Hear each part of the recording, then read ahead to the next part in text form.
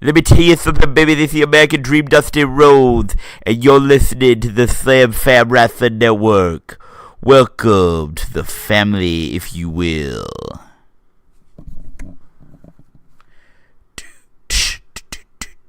We are the Pipe Dream Booking Crew, the greatest matches you never knew. We've got good wrestling in great amounts, but first we're doing the Pipe Dream Pounce. Nick Bockwinkel is our champ, taking these rookie boys to camp. He's got a big vocab you can't pronounce, but he'll still do the Pipe Dream Pounce. Our tag team champs rock and roll. Being great rappers is their new goal. Their giant mullets will not bounce when they're doing the Pipe Dream Pounce. It's the American Dream. Let me tell you something, baby. When Alex asked me to rap, I didn't say maybe. I'm a rapping in a thumping in an elbow, trapping with the dreams and pipe dream, making things happen. They didn't give me the book, but I'm here to announce that I'll still do the Pipe Dream Pounce. I'm Kurt Hennig, and Big Scott Hall. We'll be tag team champs by fall. Until then, we'll fight off attacks and help my dad, Larry the Axe. We bring the big matches when it counts, and we'll do the Pipe Dream Pounce. That's all I got. That's all you got? Yeah. Hulk doesn't get a verse? Oh, Hulk doesn't get a verse. Oh, God. I would love to know what Hulk's verse would have been. Ladies and gentlemen. Ladies and gentlemen, it is episode 93 of Off the Chest of Timothy Regal, and it's not 2018 this week. It is not. It is 1986. Absolutely. One of the greatest years in the history of the professional wrestling industry. It is now. You know, Vince was, in real life, Vince was on the charge. WrestleMania 2 was going on. Crockett, the NWA, Crockett was solidifying the NWA. There was still Mid-South was still going strong. Memphis was rocking and rolling in 86. Yeah, absolutely. And now... You mentioned the UWF? I mentioned Mid-South. Mid-South, yeah. They weren't the UWF. They became the UWF in November, actually. Okay. So, but now it's time for us to do take the Pipe Dream Pounce. And do the Pipe Dream Pounce. It's kind of like the Wrestle Rock Rumble, only it doesn't suck. Whoa. Anyways, should we start? So it's January 1986. It is January 1986. This is going to be a long-ass episode. You want to start from the top or start from the bottom? I'm a 7-year-old Timothy Regal. I'm a negative 3-year-old Alex McCarthy. 7-year-old Timothy Regal was just discovering pro wrestling. And he turns on the TV the first week in January and he finds Pipe Dream Championship Wrestling. Absolutely. And it just so happens, I've got all the episodes recorded on a VHS tape. Yes. So I can take you back and go through with you month by month. Yeah. For the entire year. We're doing that now, okay. Of Pipe Dream Championship Wrestling. We got an entire year booked, folks. And we're gonna run it down we're not gonna do the week by week TV like we've done the last couple of months where we give you one rotation of like a 4-month period. We actually want to take you through the entire year of Pipe Dream. So we're gonna summarize the angles. We're gonna give you the big show cards, the big end of month arena card, if you will. Yes. In '86, we'll say it was at the Palmer Auditorium. Well, actually, it was Wharton Fieldhouse in the winter and the fall and the spring and summer. It was at the Palmer Auditorium. And this leads up to a huge Christmas night, end of year show at the Wharton Fieldhouse. So absolutely. Do you want to start at the top? We'll start at the bottom for January. Okay. Bottom. We start out with start bottom right. Yeah. Start out with a match. Your classic '86 feud. We got Nikita Koloff, the angry, dreaded Russian, the Russian Nightmare, Nikita, taking on the American Patriot, the drill instructor, Sergeant Slaughter. This is all year. This is your match. Basically here it's your classic, like I said, America versus Russia. Nikita hates America, and he and Uncle Ivan take every opportunity to try to end the career of the former Navy drill instructor. Slaughter refuses to back down from the commie puke, saying that he has all of America behind him, and he will fight till his last breath for Old Glory. So, obviously, we head into the big show. Slaughter picks up a win here with the Cobra Clutch. Absolutely. All right, our next match is the men you heard in the Pipe Dream Pounds, Kurt Hennig and Scott Hall, joined by Larry the Axe Hennig, and they're taking on the Blade Runners, Sting and Rock. Rock is, of course, not Dwayne Johnson, for those of you who don't know, but he's someone who would go on to become the Ultimate Warrior. Rock was a young man named Jim Hellwig. And they are managed by Bill Dundee, members of a stable with Jerry the King Lawler called the Kingdom. And so it starts out, Larry the Axe wants to introduce a new top tag team to the territory. His son, Kurt Hennig, and Big Scott Hall. Dundee takes exception to this and basically proposes a showdown between the two teams. The match ends up being a great match. All four huge guys, very physical. But it goes to a no contest when Axe and Dundee both get involved. I just want to point out that I really, really, really, really wish you would have done a verse for the Kingdom of the Pipe Dream Pounds. Oh, God, I should have. I would have loved to heard Jim Hellwig try to rap in 1986. Lord only knows what that verse would have been 20 minutes long and you wouldn't be able to understand a single word of it. Yeah, damn right. Up next, we had the team of the Hart Foundation, Bret Hart and Jim the Anvil Neidhart, and they're taking on a team that managed by Jimmy Hart. Managed by Jimmy Hart. Team that we dubbed the Pride of West Texas. Two former football players from West Texas University, Dr. Death Steve Williams and Ted DiBiase. Of course, there's anybody out there that knows or has watched any Mid-South. In 86, those guys were absolutely tearing it up in Mid-South. But here we have a thing. Jimmy Hart trying to recruit Dr. Death as a singles. He's looking for a big single star for the First Family. But Williams and DiBiase insist they remain as a tag team. Hart Foundation attack Ted and Doc when they won't split up. This leads into the big match. Dr. Death and Ted pick up the win here. Alex, this was kind of your thing. What do you got? Yeah, just a great tag team match to showcase two great tag teams. I'm going to take the next match is Tito Santana versus Tully Blanchard. Tito basically comes in, debuts in Texas, declaring himself to be the pride of Texas. Blanchard is offended by his former football teammate, who he has never liked. Tully basically says, "I've never liked you, Tito," and doesn't like him referring to himself as the pride of Texas. This match goes to Tully wins, but not clean. Ole and Arn Anderson of the Horsemen do interfere on Tully's behalf, and Tully picks up the victory. We got a lot of guys that played football in West Texas and Pipe Dream. I think we have enough for like at least one way. I'm pretty sure we have enough for at least an entire defense. Yeah. Up next, big match here. Guy who's making fairly new to the territory. The Macho Man Randy Savage taking on Rick Steiner. Macho is constantly interrupting Rick's matches and interviews, saying Rick doesn't deserve to be in the territory. Savage harasses and disrespects Rick until the match is made. In an absolutely brutal match, Randy wins, beats him down post-match. Is this the only time we use Steiner? Yes. We forgot about Steiner. No, I didn't. I knew that. I knew whoever I fed to Savage first, was going to be. That was all we saw of him.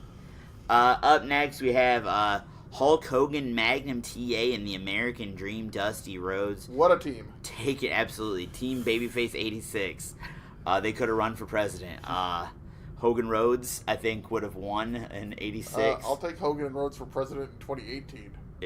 Well, one of them's dead, so still I mean, hey, the still pimp, better than the alternative. But. The pimp got elected, so anyways, and I'm not sure Hogan's better.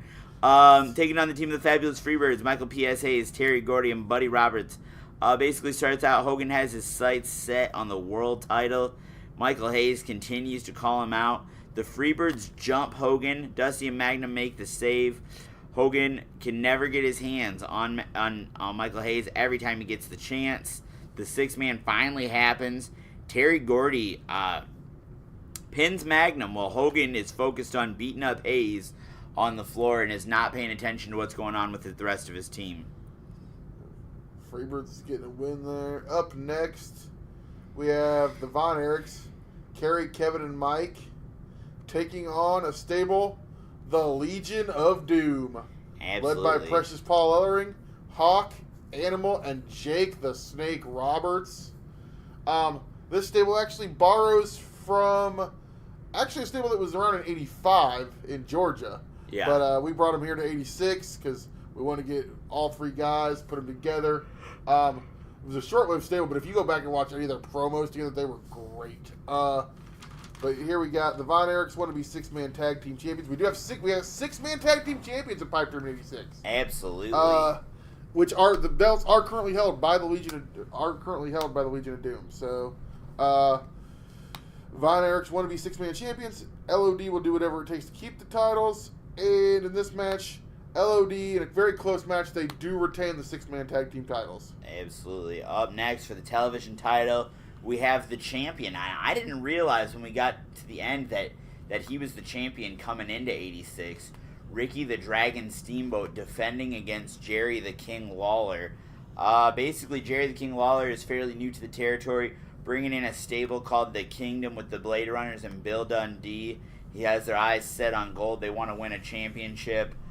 Steamboat basically says he wants to uphold the honor of the television title, but ultimately it is the interference of the Kingdom that helped Jerry Lawler get that championship for a crown, and big title win for Lawler. Big title changing hands. Yeah. So after that, the tag team champions, we have the champions Ricky and Robert, the Rock and Roll Express, defending against Bruiser Brody, the team of Bruiser Brody and Stan the Lariat Hansen. It's just on our television. Yes, just happened to be on the TV we're watching. The most dangerous team in the territory wants the gold to prove it. Brody and Hansen are undefeated in singles. They've come together as a team. This leads, of course, into an interview with the Rock and Roll Express. Brody and Hansen come out to make the challenge. It leads into a huge brawl. So we've got the two smaller technical wrestlers taking on the big, mean, tough Texans from, obviously, if you've seen any All Japan type stuff, you know what these two guys were capable of. But they are here going against Rock and Roll Express. Rock and Roll Express retain the belts via DQ because Brody and Hansen get way too violent. Yes. And in the main event, Nick Bockwinkel versus the Nature Boy Ric Flair. This match, exactly what you would imagine it to be, folks. The old school promos, both guys want to prove they're the champion. Ric Flair has the Horseman behind him. Nick Bockwinkel is the babyface champion, which a lot of you might not be familiar with Nick Bockwinkel, but he was a babyface in 86. Has earned the respect of everyone in the locker room but Flair.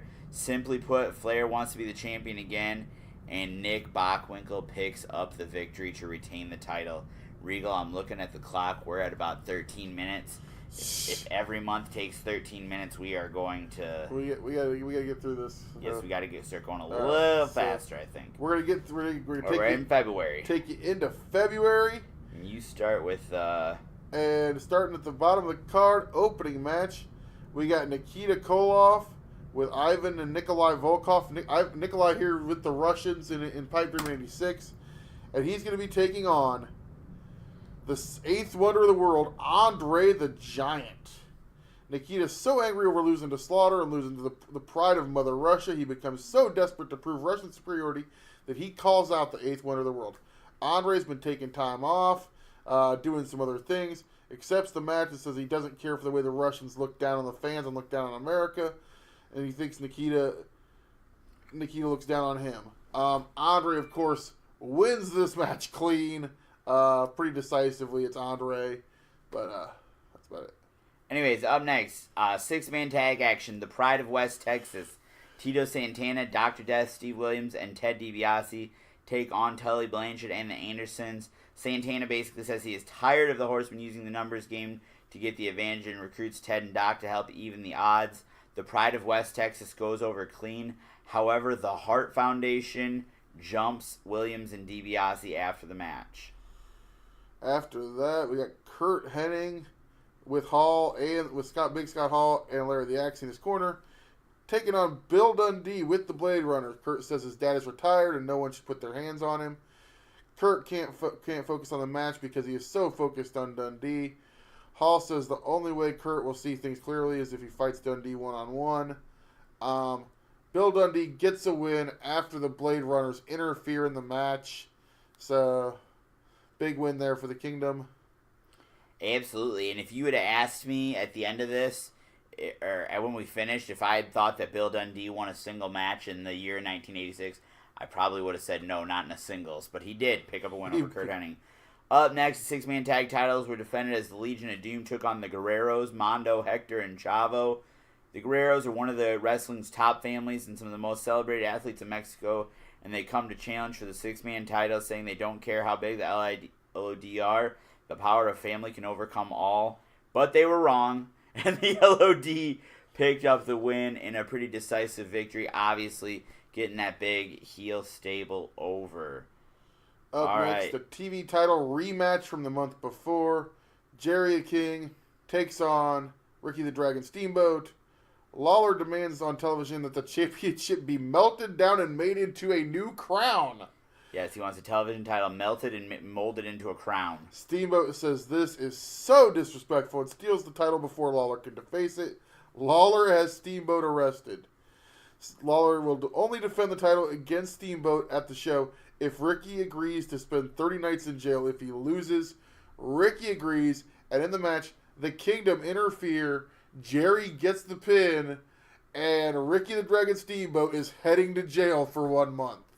Absolutely. Up next, we have two of the fastest rising stars in '86, Macho Man Randy Savage and Magnum TA. So basically, after Savage defeats Steiner decisively, he wants more competition. He interrupts a TV match, attacking both men involved until a challenger arises. Magnum says he's tired of Savage's tantrums and he won't put up with it anymore. And we do have, in a clean fashion, Macho Man picking up the victory in this one.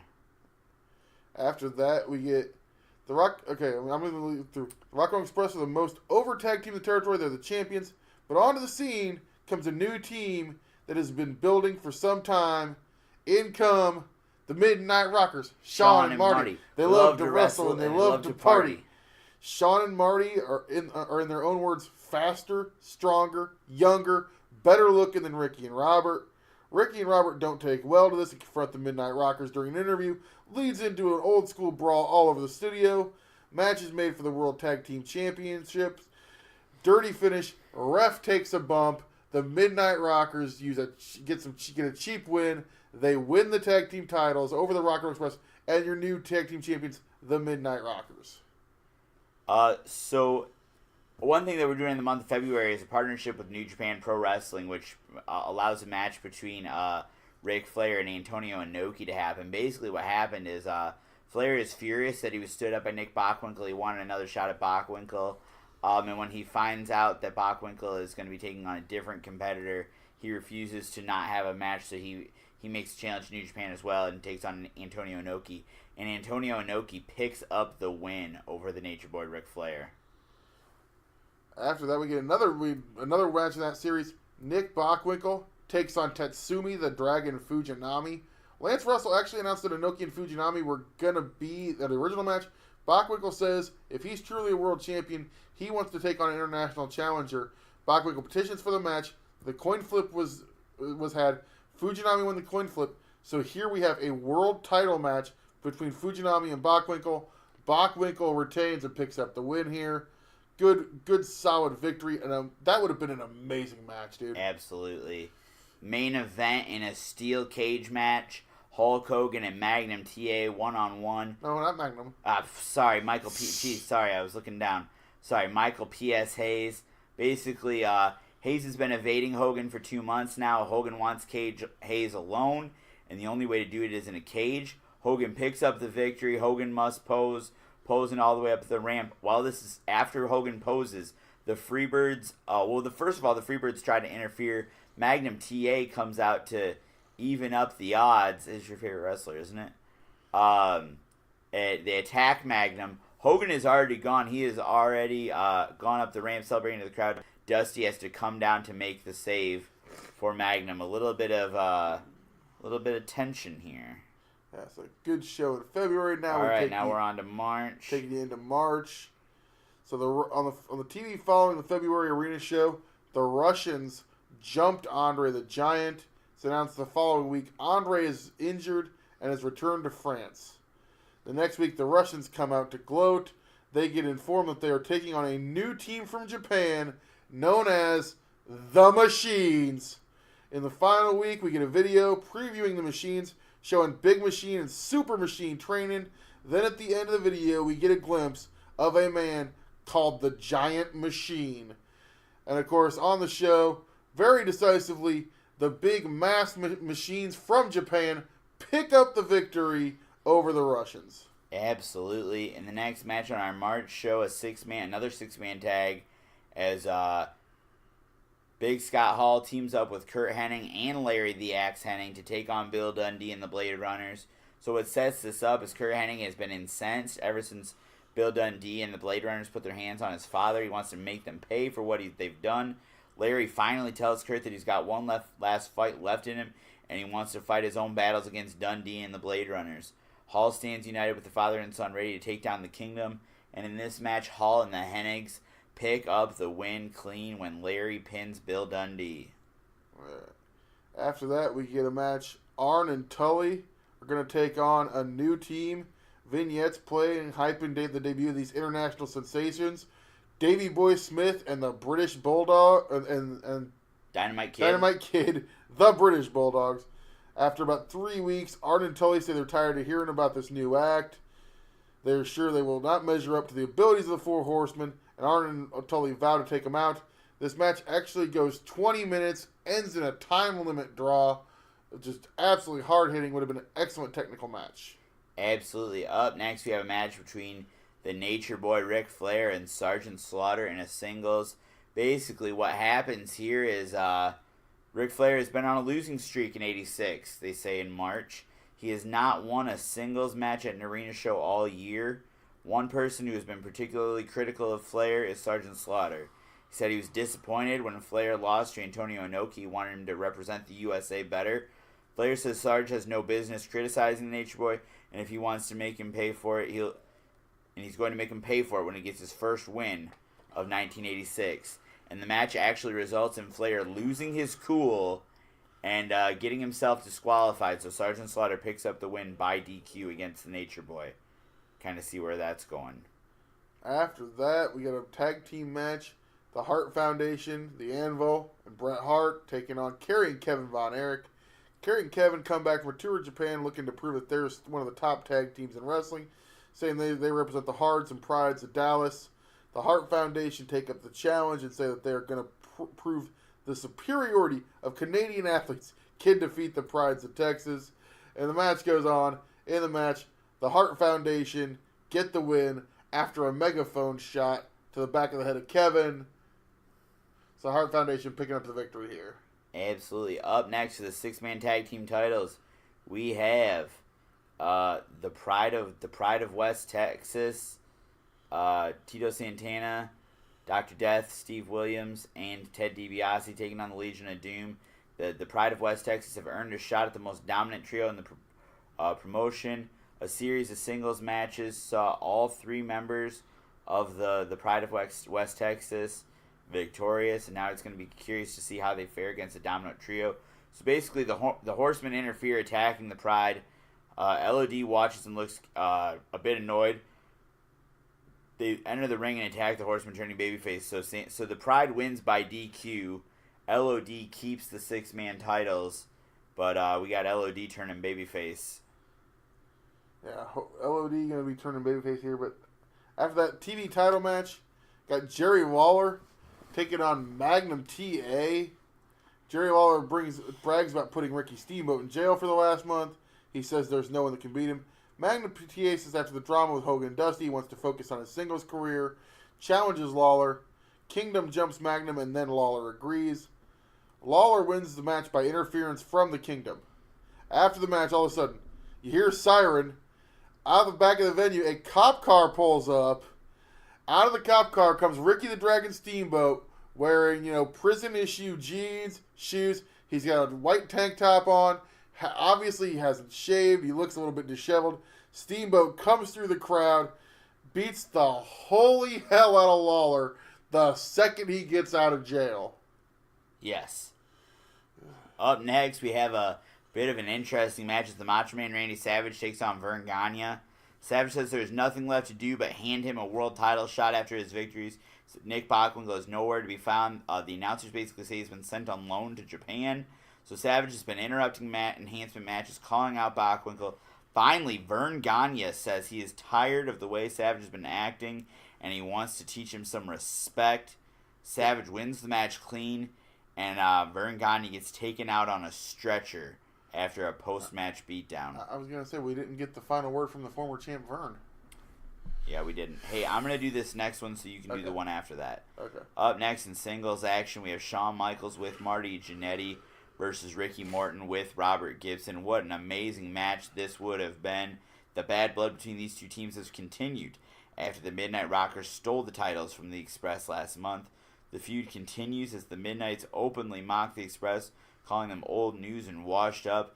In a segment where the Rockers are chased off by the Express, Marty twists his knee and is injured on crutches going into the show. So Shawn wins after a ref bump, and Marty jumps into the ring and hits Ricky with the crutch, then takes out Robert, showing that the injury was fake the whole time. Yeah. Shawn and Marty aren't very nice in Pipe Dream, are they? No, they're not. But up next, we got the main event of the show. For the last 2 months, basically these two guys teamed. Circumstances kept making it seem that one of them didn't care. So finally it comes to a head on TV. Hogan and Dusty get into more words. Magnum TA has to separate them. Dusty and Hogan come out for the second week, and after some back and forth, they mutually challenge each other, and each man accepts, setting up the main event.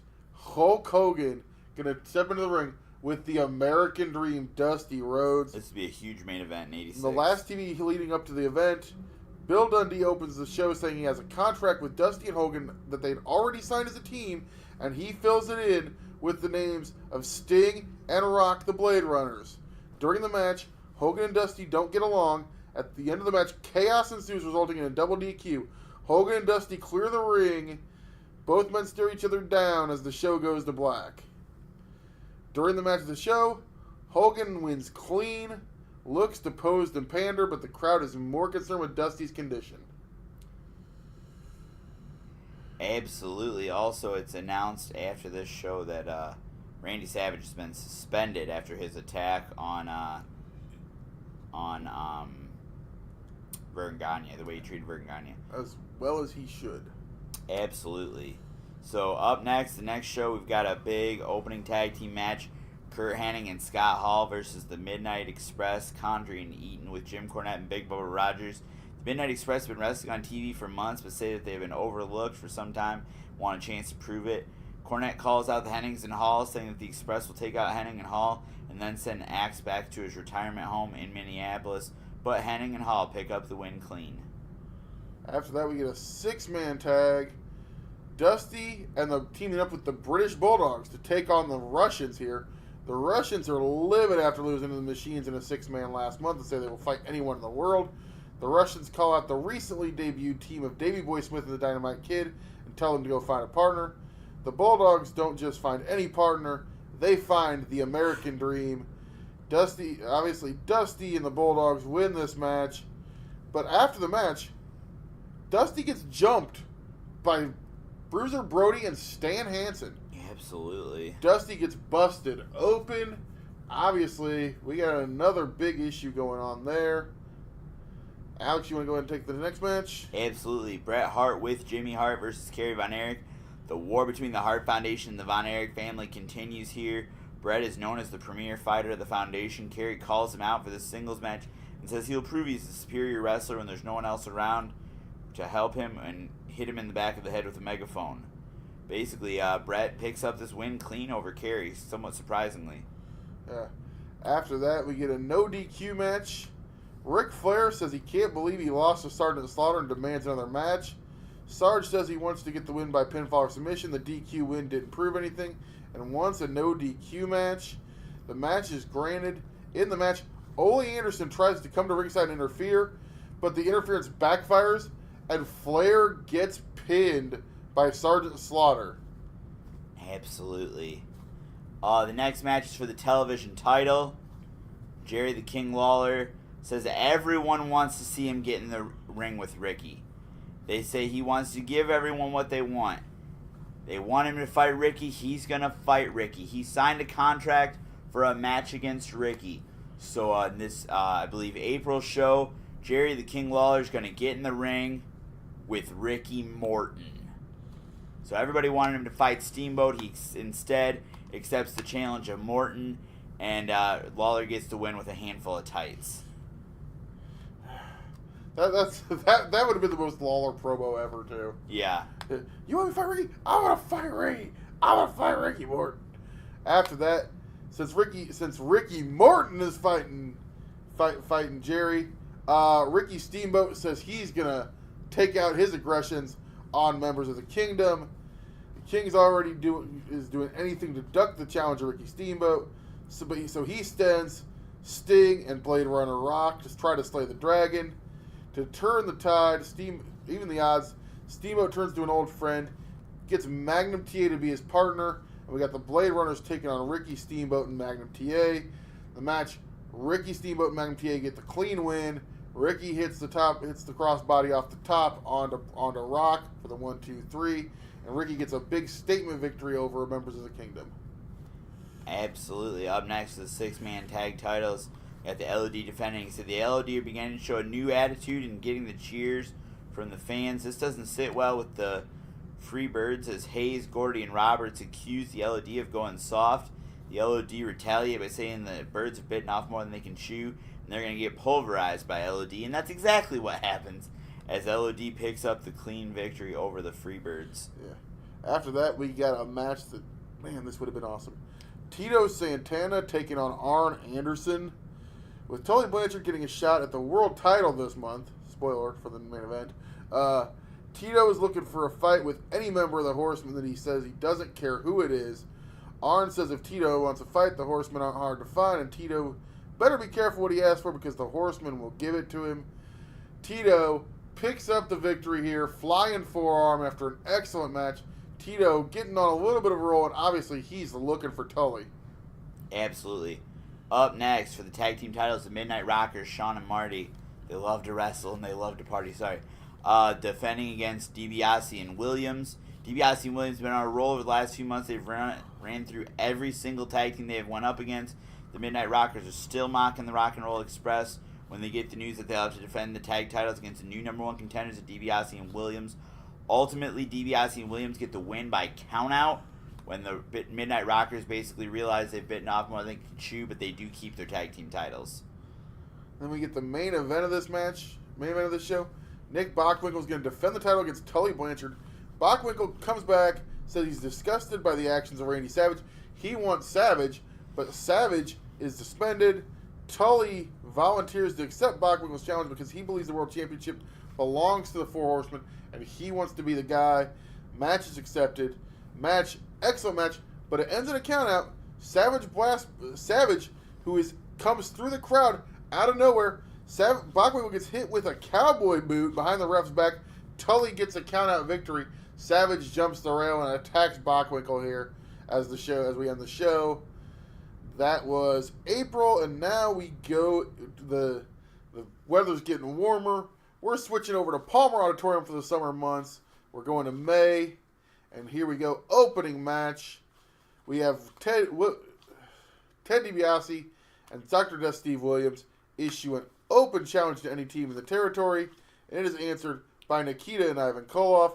Nikita say the Koloffs can pick up a victory over Williams and DiBiase, but it's not to be. Williams and DiBiase get a clean win here to start the show. All right, up next we have something kind of rare in 1986, I think, a flag match. As the flag of Texas hangs against the flag of Canada, Kerry Von Erich versus Bret Hart. Ever since defeating Kerry last month, Bret Hart has been bragging about how Canada was better than Texas. Kerry said Texas had more pride than Canada, and Bret could never beat him twice. The Hart Foundation jumped Kerry and dropped the flag of Texas over him, and Bret Hart does pick up the victory over Kerry again when Neidhart interferes in that flag match. After that, we get a 6-man tag. We got the Fabulous Freeboards looking to get back in the hunt for the 6-man tag team titles. They say they're going to do it by taking out the biggest team in the territory. They want the Masked Machines in the ring. say they're going to send them back to Japan and reveal their ugly faces, but it is not to be. The Machines absolutely destroy the Freebirds. Giant Machine pins Buddy Jack Roberts clean in the middle of the ring. Absolutely. Up next, we have the British Bulldogs taking on the Midnight Express with James E. Cornette and Big Bubba. Bulldogs have been on fire, destroying every team put in their path. The Midnight are looking to prove that they're a top team, and they're going to take out the powerhouses. Ultimately, Dynamite Kid gets the pin over Dennis Condrey, picking up the win clean for the British Bulldogs. After that, we get a 6-man tag team title match. The Legion of Doom taking on Ric Flair and the Andersons. Flair is on quite a losing streak. Hasn't got a victory in 86 as of yet. Andersons are confident he will get the victory with them by his side. The LOD vow to win to keep the championship by any means necessary. In the match, Jake the Snake Roberts hits the DDT on Ric Flair, and Ric Flair gets pinned. Wow. Yeah, what is going on with Ric Flair in 86, man? Hard to say. Up next, the tag title match, the Midnight Rockers, Sean and Marty, take on Kurt Hennig and Big Scott Hall. The Midnight Rockers gloat over their wins over the Rock and Roll Express and DiBiase and Williams when they're interrupted by Hennig and Hall. Hennig and Hall point out that they haven't beat anyone without doing something cheap, and it's going to be hard to do that against Hennig and Hall because they have the axe to watch their backs. And that rhymed. Yes. I should have used that in the rap. Merrick Brave would be proud of you. He would. Sean and Marty feign being scared and leave laughing. No, Hennig and Hall pick up the win clean. Hennig with the Fisherman suplex and hook in the leg gets the win over Marty Jannetty, and we have new tag team champions. We got new tag team champions, Kurt Hennig and Big Scott Hall. They said they were going to be champions by fall. Well, they won them in May? June. May. You're right, May. But after that, we get a grudge 6-man tag team match. Steamboat and the Rock and Roll Express teaming up to take on the Kingdom and Jerry Lawler and the Blade Runners. Steamboat wants to get his hands on Lawler. Lawler refuses to defend the TV title against Steamboat. Steamboat says it doesn't have to be for the title. The Blade Runners jump Steamboat. The Rock and Roll Express make the save. It sets up the 6-man. And in the match, the babyface team gets a clean win. Steamboat with the crossbody actually pins Jerry the King Lawler here. Absolutely. Up next, we have Hanson and Brody vowed to wake us all up from the American Dream. They want to destroy Dusty Rhodes. Dusty says he's going to get Magnum TA for his partner. So it's Dusty Rhodes and Magnum TA versus Hanson and Brody. Basically, Hanson and Brody handcuff Dusty to the top rope, and it's a stretcher job for Magnum, and then a beat down for Dusty. And things are not looking very promising for the Dream, if you will. Man, Dusty needs some help. Yes. After that, we get a Texas bull rope match. A Tully Blanchard taking on Tito. This is the final encounter between the two. The two who are on opposite sides in practice every day at West Texas. These two kids cannot stand each other. They've been at each other's throats for months. The Texas bull rope match obviously deemed the only way that this can end the rivalry. And Tito gets the victory. He vanquishes Tully. Now we're moving on. Main event, Nick Bockwinkel versus the Macho Man Randy Savage, Alex. Absolutely. Nick Bockwinkel and Macho Man Randy Savage for the world title. Nick Bockwinkel and Savage have wanted to get their hands on each other for months. Bockwinkel is disgusted by the way Randy Savage behaves in the locker room. Basically the way he's treated young rookies like Rick Steiner, veterans like Vern Gagne, top stars like Magnum TA. He's disrespected them all. And Bockwinkel does not want a guy like that in his locker room. Savage just wants to be the world champion, period. This match ends in a double countout when these guys fight all over the building in May. And we got some big stories coming in June, Regal. We are moving on to June, and we open it up with a huge stipulation match. A 6-man title, Masks versus Career, the Machines versus the Russians. Russians are sick of always coming up short of the Machines. They say if they can't get a victory with them, they will leave the United States and return to Russia. But if the Machines lose, they have to unmask and reveal their identities. Obviously, this is an absolute war, but the Machines pick up the victory, and after the match, the Russians grab a microphone. Ivan Koloff cuts the promo saying that the Americans have been against them since day one. They are happy to be going back to Russia, and the crowd chants, "Hey, hey, hey, goodbye," as the Russians leave, and they are on the boat back to the USSR. Absolutely. Up next, we have a new star coming to the territory. It's Eddie Gilbert has busted into the territory, talking a big game and running down pretty much everyone in the territory, and says when you're the new guy, you find the biggest guy in the yard and punch him straight in the mouth. Sergeant Slaughter responds to this and says that if the new guy wants to keep running off at his big mouth, Sergeant Slaughter is going to take him to boot camp and teach him some respect. Eddie Gilbert gets the cheap win with a handful of tights, and things are not looking good for the Sarge. So after this, this feud between the Hart Foundation and the Von Erichs continues. The Von Erichs are livid about Kerry getting screwed out of the win in the flag match. They say in order to get the win, the Von Erich boys are going to do it in their match, a Texas Tornado match. Von Erichs tell the Foundation to go out and find any Canadian wrestling superstar they want to bring with them. So over the next few weeks of TV, we see Jimmy go through Canada trying to find the right man for the job. On the final week of TV, Jimmy shows up in the studio and says that after searching all over Canada, he has found the perfect man, and he introduces the third member of the Hart Foundation, Canadian professional wrestling legend, Bulldog Bob Brown. You're welcome, Thomas Montgomery. And in the match, it's a barn burner, but Kerry beats Bulldog Bob Brown with the Texas Claw. Absolutely. Up next, we have Hayes and Gordy coming out on TV and saying it's time to get back to what they do best, and that's knocking heads and playing rock and roll. After DiBiase and Williams' victory on TV, the Birds jump Ted and Steve from behind. Brutal brawl ensues that takes several wrestlers. Security guards break up. Michael Hayes and Terry Gordy win over DiBiase and Williams after Buddy Roberts interferes. Absolutely. After that, we get a tag match absolutely between two powerhouses. Starts off Lance Russell reading an article that refers to the British Bulldogs as the most powerful team in wrestling. Of course, that draws the ire of Bill Dundee, who comes out with the magazine next week, tears the magazine up on TV. The Bulldogs ask Dundee what his problem is. The Blade Runners come out and jump them. This sets up the match. The British Bulldogs versus the Blade Runners in an absolute four-man hoss battle. But the Bulldogs pick up a victory here over the Blade Runners. Next up for the six-man tag titles, LOD says they've been undefeated in six-man tag action for 6 months now.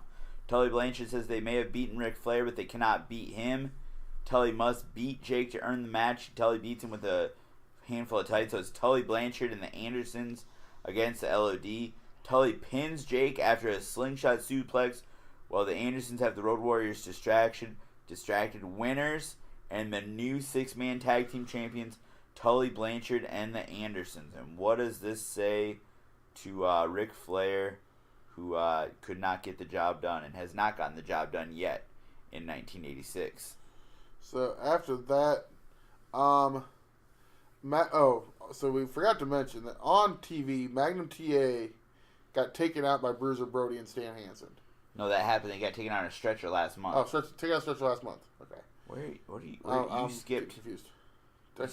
You skipped a whole line. You're at Bockwinkel, Henning, and Hall versus Savage and the Rockers. Oh, okay. Well, all right. So we'll go back to that. But we got a six-man coming up. We got the champ. We got Nick Bockwinkel, Henning, and Hall, the champs, taking on Savage and the Rockers. Savage complaining that he is not the world champion. The Midnight Rockers say they have more of a right to complain than Savage because they lost their titles. They all argue but when Bachman comes out and tells them to stop arguing, they're all losers. So Savage and the Midnight Rockers jump Bockwinkel, but Henning and Hall come to the rescue. Bockwinkel, Henning, and Hall promise to defeat Savage and the Rockers because they are the truly great champions. This sets up the six-man, and the babyfaces get the win when Bockwinkel gets a pin over Marty Jannetty. Absolutely. Up next, we have Ric Flair coming out and saying that even though he hasn't won yet this year, he's still the Nature Boy no matter what happens. Tito Santana comes out during his interview. Flair asks what he wants. Santana says, hey, I've beat Arn Anderson. I've beat Tully Blanchard. I want to beat you. I want to beat the I want to cut off the head of Hydra or whatever. And Santana says he wants to beat Flair. Flair says he's going to end his losing streak by putting Tito on the shelf. But he does not do that. And Tito Santana picks up the win over Ric Flair clean. Man, what's the deal with Rick, man? Okay, so after that, obviously, last month, Magnum takes the stretcher job, and Dusty now vows to avenge the beating of Magnum. Brody and Hanson jump Dusty on the interview in the brawl until the entire locker room empties out. Dusty says he's got a partner who can stop Brody and Hanson. We get to the show. Hanson and Brody come out. Dusty comes out. He stops. And the sound of Real American plays and returning. Obviously, they've put their differences aside. The Hulkster brother is back. Hulk Hogan is Dusty's partner. The crowd is going absolutely bananas. Dusty and Hogan get the win by DQ. Brody hits Hogan with a chair. So obviously this is going to continue on. Absolutely. The main event, that was honestly not even the main event, is a steel cage match. Jerry Lawler and Ricky the Dragon Steamboat. So the final match in the epic feud between Lawler and Steamboat, there must be a winner. Lawler said Steamboat could never beat him. He claimed to be a fire-breathing dragon, but that's a lie. Lawler throws a fireball at Steamboat. There are rumors that Steamboat will not be cleared, but he does not fear Lawler, and he is ready to breathe fire. The Kingdom try to interfere, only to have several people come down and stop them as a brawl ensues around the cage. Steamboat climbs to the top of the cage and hits a crossbody for a 3-count winner, and once again, television champion Ricky the Dragon Steamboat. Now we are to July. Big show in June there. Absolutely. Okay, so we're going to July. Opening match. Okay, here we go. What the hell? How do we book this? Jake the Snake Roberts versus Bulldog Bob Brown. Jake says now that he's lost the 6-man tag team titles, he wants to focus on his singles career. Jimmy Hart offers to be his manager. Jake says no.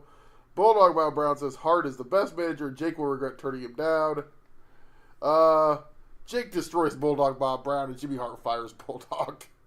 Yes. Next up, we have the Kingdom. Sorry, Thomas.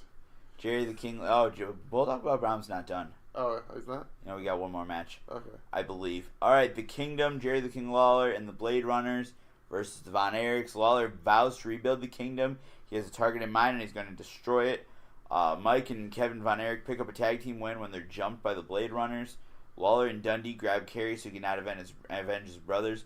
The Kingdom gets a cheap victory over the Von Erichs.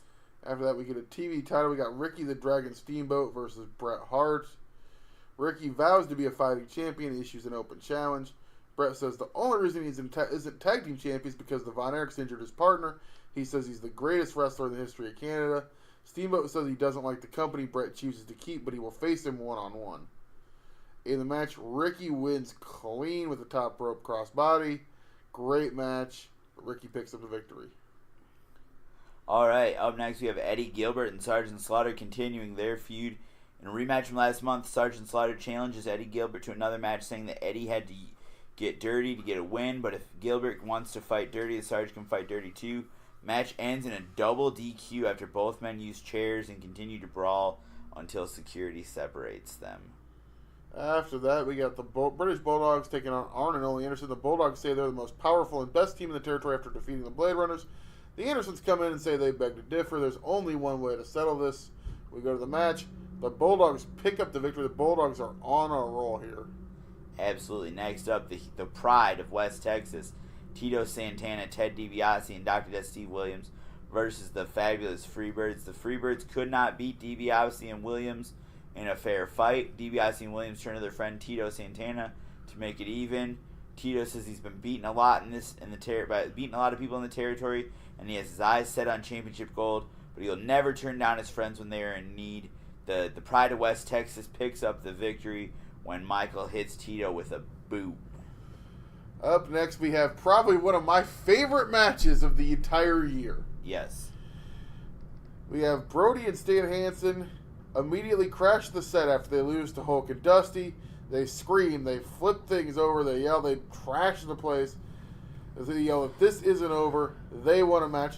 But they get informed that Dusty and Hogan will be gone in Japan for the entire month of July. 2 weeks later, during a TV main event of six-man between the Machines and the Midnight Express and Big Bubba, Brody and Hanson crash the set again and wreak havoc. When the Machines get thrown out of the ring, they bump into Brody, setting off a brawl. All five of the heels beat down the Machines. The next week on TV, the Machines announced they are bringing over 2 new Machines to counter the 5 men who attacked them. So we get to the show. We have Bruiser Brody, Stan Hansen, the Midnight Express, and Big Bubba Rogers taking on the Machines of Super Machine, Big Machine, Giant Machine, and the 2 newest machines, the Dream Machine and the Hulk Machine, baby. That's right. 10-man tag. The fans go insane at the reveal of the 2 machines of Hulk Machine and Dream Machine. The Machines get the pinfall when Hulk Machine gets the leg drop on Condrey. Post-match, the mask ripped off. And, of course, shocker, it's Hulk Hogan and Dusty Rhodes. Hogan and Dusty call out Hanson and Brody, but security and the police surround them and force them to leave. I couldn't have timed that better if I tried. Absolutely. All right, big match there. Next up, That Zach, I guarantee is Zach is flipping out over that one. he loved it. Yeah. Next up, Tully Blanchard says Ric Flair has yet to win a match in '86, and he is not representing the Horsemen. Flair asks Tully what he's trying to prove. Tully says he's beaten Nick Bockwinkel and won the 6-man tag team titles. Flair says if Tully wants his spot as the leader of the Horsemen, he'll have to fight him for it.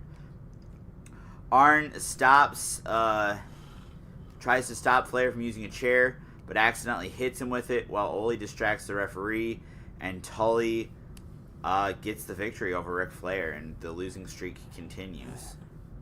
What's going on? What's Rick got to do? I don't know, man. But after that, we get a tag team title match. Hennig and Hall taking on the champs, the Midnight Rockers. The Midnight Rockers demand... Hennig and Hall won... Did Hennig and Hall win the belts last month before? Mm-hmm. Yeah, they did. Okay. Whoops. Sorry. Oh, that's fine. This is the rematch. The Midnight Rockers demand the rematch for the tag belts and vow to get the belts back. The Midnight Rockers actually take Axe out during a promo to turn the odds in their favor. But at the show, Hennig and Hall go over clean but as they're celebrating, the Bulldogs come to the ring and attack Hennig and Hall from behind. The Bulldogs leave Hennig and Hall leg, hold the tag team belts up, and throw the belts down at Hennig and Hall as they leave.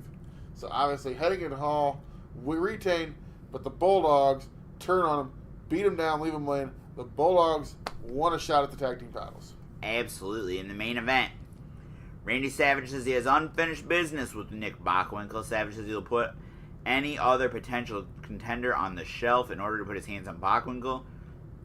Some say Savage is too dangerous for the territory. Bockwinkel says this may be true, but he still wants to finish their business. They have a pull-apart brawl before Bockwinkel cuts a furious promo saying he's going to finish Savage once and for all. Savage uses a foreign object behind the referee's back, and after 7 months of being champion, over 7 months being a champion, he was champion at the beginning. Randy Savage is the new PCW champion. All right, now we're moving into August. It's time to go back to school. I'm heading to the 2nd grade, Alex. All right. But before we go back to school... I'll do the first one. Okay, you do the first one. All right. Jimmy Hart declares that Bret Hart is the premier athlete of the First Family. Bulldog Bob Brown says Jimmy Hart may have fired him, but he hasn't left the territory, and he wants to prove to Jimmy that his faith in the youth movement is going to backfire on him. So this match is Bret Hart with Jimmy Hart versus Bulldog Bob Brown in a singles match, and Bret Hart picks up the victory, guys. And that is the end of Bulldog Bob Brown. Sorry, Thomas. All right. This is your match anyways, so. Yeah, here we go. This is the 3rd match of a series that has turned into an absolute blood feud. Sergeant Slaughter says since it's clear that he and Eddie Gilbert both hate each other, and there's only one way to settle this, Sarge challenges Eddie to his specialty match, a boot camp match. Eddie responds by accepting the challenge, saying that if Sarge wants to go back to boot camp, Eddie will follow because Eddie always has an ace or two up his sleeve. This absolute brutal match. Eddie Sarge appears to have Eddie down and out, but the referee pulls him off to check on Eddie, who is severely bleeding. Sarge comes back in, advances on Eddie, when out of nowhere, Eddie throws a fireball in the face of Sergeant Slaughter, covers Sarge for the 3 count, and Eddie Gilbert picks up the victory in the boot camp match. Next up, we have Bill Dundee basically cuts a promo and says, hey, Jake Roberts isn't going to last in the territory without Hawk and Animal. Jake says he'll prove himself as a singles athlete. Jake beats Dundee, but then the Blade Runners jump him. Dundee says it pays to have friends, and Jake has none. The Blade Runners jump him again. Magnum TA comes out to make the save. Jake and Magnum versus the Blade Runners. Win by DQ when Bill Dundee interferes, allowing Jake and Magnum to pick up the win. Absolutely. After that, we get Kurt Hennig and Scott Hall, with Kurt Hennig with Scott Hall, taking on the Dynamite Kid. This would have been an excellent match. Yes. The Bulldogs, obviously, brand new attitude after laying the vicious beat down on Hennig and Hall. The Bulldogs say they've been overlooked. They've destroyed everyone that stood across the ring from them. Hennig and Hall weren't going to do that.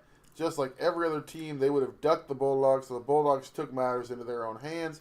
Hennig and Hall say that's BS. If the Bulldogs wanted to shout at the title, all they would have had to do was ask. The way the Bulldogs attacked them caused something else, and now Hennig and Hall are coming to look for payback. They're coming to kick their ass. Obviously, in the singles match, it's starting it out, but the Dynamite Kid gets a cheap victory when Davey Boy Smith interferes. Obviously, nothing is settled here. This is going to continue on. Absolutely. Next up for the 6-man tag titles, the Machines take on Ric Flair, Arn Anderson, and Ole Anderson. So Tully is celebrating his victories. It's been a long time coming, and that Ric Flair is out of the Horsemen, and it's time for Tully Blanchard Enterprises to take the 4 Horsemen to new heights. Rick comes running and screaming that he is still a Horseman. He'll always be a Horseman, and there is no way he is ever not a Horseman. Arn and Ole come to break up the fight, and Tully tells Rick, you've been on a losing streak forever, but if you want, I'll give you the chance to prove to the world you're a Horseman. You can take my spot for the 6-man championship match against the Machines. If you win, all is forgiven. So the finish sees Tully hit Rick from behind while Ole and Arn are fighting the Machines. Rick gets pinned, and we have new 6-man tag team champions, the Machines. Wow. Yeah. But after that, we get an elimination 6-man tag. We have the Heroes of West Texas, Tito Santana, Ted DiBiase, and Steve Williams taking on the Fabulous Freebirds. Tito says Michael Hayes and the Freebirds couldn't beat them because Texas is better than Georgia. Hayes says they may have had the advantage last time, but the Freebirds are a family and will not crumble. Santana says he played on the team with DiBiase and Williams before, and they're still a team. Hayes says as soon as DiBiase and Williams have an out, they will abandon Santana for higher ground. Well, the Freebirds will die by his side. This match goes for quite a while. Gordy and Williams actually get eliminated in a double countout because they're brought on the outside. This comes down to Tito and Michael. Tito gets the victory and is the sole survivor of the match. Absolutely. Up next, we have the Dusty Rhodes saved by the Hulkster, and vows this time there's no miscommunication. Together, Hulk and Dusty are going to make Hanson and Brody pay. Dusty says that Hulk is going to take out Brody, and he's going to take out the big bad man from Borger, Texas. That's where Borger, Texas. Okay. That's where Stan's However, from. Dusty was wrong, and Stan Hansen picked up the win clean with a lariat over the Dream. And of course, if Dusty's taking on Stan, Hulk wants a piece. He's going to take on Bruiser Brody. Hulk says he's learned the importance of having good brothers. Wants to take Brody and Hanson down. Hogan says the only way they're going to win is divide and conquer. He's going to conquer Brody. This match goes on. It's a DQ. Hanson runs in, but Dusty runs in right behind him, makes the quick save. They chase Brody and Hanson off. Obviously, nothing settled here. Nothing settled at all. Up next, Nick Bockwinkel says he's proud of his reign as world champion, and he wants to finish 1986 strong to be considered for Wrestler of the Year. Jerry Lawler says his reign as television champion was much better, and he will certainly go down as Wrestler of the Year for 1986. Basically, both men need to win to get back into title contention, but only one of them can. So it's Nick Bockwinkel versus Jerry the King Lawler, and Nick Bockwinkel gets the victory clean. Nick Bockwinkel picking up a victory. Here we go. And now we got a non-title match. The main event, it is champion versus champion. Savage, of course, comes out after he wins the world title. He's throwing a huge party. Steamboat says the proof of being a great champion is who you beat as champion. Savage attacks Steamboat and says he's the greatest champion in the history of the company. Management will not allow either title to be put on the line in this match, even though both guys want to. But Santana goes to the top rope for a crossbody. Steamboat. Have you been saying Santana the whole time? No, I said Ricky Steamboat. Ricky Steamboat versus Randy Savage. I think I just said Santana that time. Okay. Steamboat goes to the top body for a crossbody. Savage rolls out, grabs his belt, and walks off. Ricky Steamboat picks up a victory by count out in this match in the main event. All right. Up next, September, the opening match for the six-man tag titles. The Machines are defending their belts against the Midnight Express and Bubba Rogers.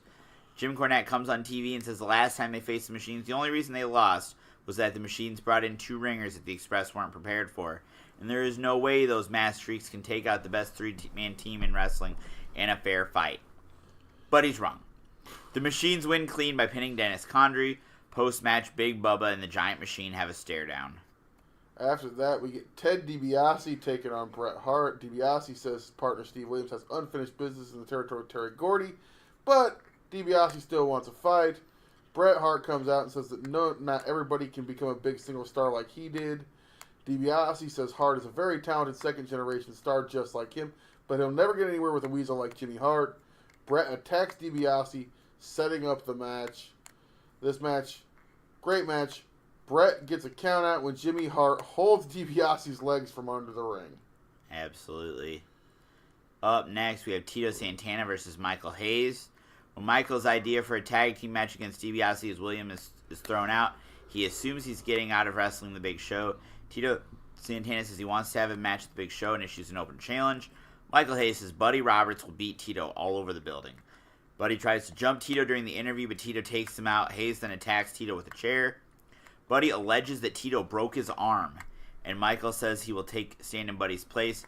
Buddy goes to hit Tito with the cast, but he misses and hits Michael, allowing Tito to hit the flying forearm for the win. After that, we get Eddie Gilbert, obviously comes out on TV celebrating his victory in the boot camp match. Said he is going to start a takeout service where he's going to take out all the dead weight of the territory. So he's taking out Slaughter, now he's going to start taking out other guys. Eddie has a match on TV with Robert Gibson. Eddie taunts Ricky Morton the whole time. When Eddie gets sent to the outside, he cheap shots Ricky, which draws Ricky to try to get in the ring. While the referee is distracted, Eddie hits Robert Gibson with a fireball and pins him. Post-match, Ricky tends to Robert. Next match... Falls count anywhere. Go. Next week, Ricky comes on to TV and vows he is going to get revenge. Eddie is having a match. Ricky charges the ring and attacks him. The brawl gets so bad the locker room has to empty to break it up. So obviously we go to the show. We got Eddie Gilbert taking on Ricky Morton. And Ricky Morton actually gets a victory. Robert Gibson comes out with his face all bandaged up, but he helps Ricky out. They get the win, and Eddie Gilbert takes a loss here. Next up, Falls Count Anywhere, Terry Bam Bam Gordy versus Dr. Death, Steve Williams. Michael Hayes says Gordy has not been focused as of late. Dr. Death says Gordy has barely escaped last month. Michael proposes a tag team match but gets pushed aside when Gordy jumps Williams. They fight all over the studio with everyone getting taken out in the crosshairs. Finally, is determined that this feud can only be settled in a Falls Count Anywhere match. So they're fighting all over the building. They're fighting in the concession stand, fighting in the locker room. Gordy throws Doc into an unmarked locker room and then blocks the referee from entering the room. After much commotion is heard in the room, he drags a motionless Doc out and pins him for the count of 3. So something happened in that locker room. You can imagine what. After that, we get a continuation from the last month. Jake the Snake Roberts and Magnum TA are taking on the Blade Runners. Dundee is out taunting Magnum on TV for weeks, saying taunts Magnum, and Jake keeps saying, can Magnum really trust a guy who calls himself a snake? On the final week of TV, Jake is mysteriously absent. Magnum has to go it alone in a match against the Midnight Express. Jake finally shows up after Magnum takes the lost match. Magnum livid. He's screaming at Jake, asking Jake where he was. Jake says his car's engine blew up. Magnum walks off looking upset as Jake follows. So we get to this tag team match. During the match, Bill Dundee throws powder into the eyes of Jake Roberts. Jake can't see. Magnum TA comes to check on Jake, who's blinded. Jake thinks it's one of the Blade Runners, hits the DDT on Magnum. The Blade Runners then toss Jake out of the ring and cover Magnum for a pin. Obviously, Jake gets his eyes cleared up, comes back to check on Magnum. Magnum gets up, gives Jake a hug, tells him everything is fine. Magnum, still in the hug though, hits Jake with a belly-to-belly, puts the boots to him, flips off Jake in the crowd, and walks out. Up next, we have a tag team match. Hennig and Hall finally defending against the British Bulldogs. This match is finally happening. The two biggest and baddest teams in pro wrestling. Hennig and Hall are fuming over all the sneak attacks and BS from the Bulldogs. The Bulldogs say they don't care what Hennig and Hall think. They don't care what the fans think. They only care about one thing, being the best tag team in the world, and will do whatever it takes to get what they want. During the match, when it looks like Hennig is about to pin Dynamite, Davey attacks Larry the Axe on the outside. This causes Kurt to go into an unbridled rage. He grabs a chair and goes after the Bulldogs and hits both of them, and the match is thrown out. Winners, British Bulldog by DQ. After that, we get a huge grudge tag team match. We got the Macho Man teaming up with the King. Surprised it took me that long to get that one in. I think this is probably one of the first matches that you read. Yeah. Versus Nick Bockwinkel and Ricky the Dragon Steamboat. Ricky Steamboat says Randy Savage is a coward for walking out of the match. Bockwinkel says he already knew Savage was a coward, but he needed to go to the end of the line. The next week, Savage was doing an interview when Lawler offered his services of the Kingdom to protect him from Bockwinkel and Steamboat. The aforementioned heroes ran into the interview attacking both men. Savage said he was not going to defend the belt against either of them, but then he found out he would not defend against them, but he would fight them in a tag team match. If Bockwinkel and Steamboat win, one of them gets a world title shot. So this match, tag team match, goes on, and in the match, Savage walks out on Lawler, and Bockwinkel pins him. Interesting. Up next, we have Ole Anderson basically insists that Tully's stipulation that Rick is done must be held up. Ric Flair has not won a match yet in 1987. Arn says Rick is his best friend and he wants to give him one more chance. They agree to a tag team match where if Rick and Arn win, Rick is back in the Horsemen. But if Ole and Tully win, Rick is no longer a Horseman. Towards the end of the match, Arn turns on Rick, hits him with the DDT, allowing Tully to pin him. Arn then spits on Rick and calls him a loser. So Ric Flair is out of the Four Horsemen, and Arn Anderson turned on his best friend. And this was also the Teddy Long Memorial Show because I think we got more tag team matches than anything else. And, a young referee named Teddy Long. And in 1986, the Teddy Long Memorial match, Memorial Show isn't because he's dead, it's so you remember who he is. Yeah. But in the main event, it's a steel cage tag team match player as Hulk Hogan and Dusty Rhodes take on Hanson and Brody. Dusty talks about how he's sick and tired of Brody and Hanson cheating to get victories. He's thick and tired, baby. So Brody and Hanson, he's sick and tired of Brody and Hanson cheating. He wants a predicament where there's no escape and no chance for second chances. Hanson and Brody agree to a cage match on the condition it's the last two times the teams ever meet. Absolutely brutal steel cage match, but Hogan and Dusty pick up the victory and have vanquished Hanson and Brody. Absolutely. And now we are to October. The opening match is the Ultimate Christmas Present Battle Royal.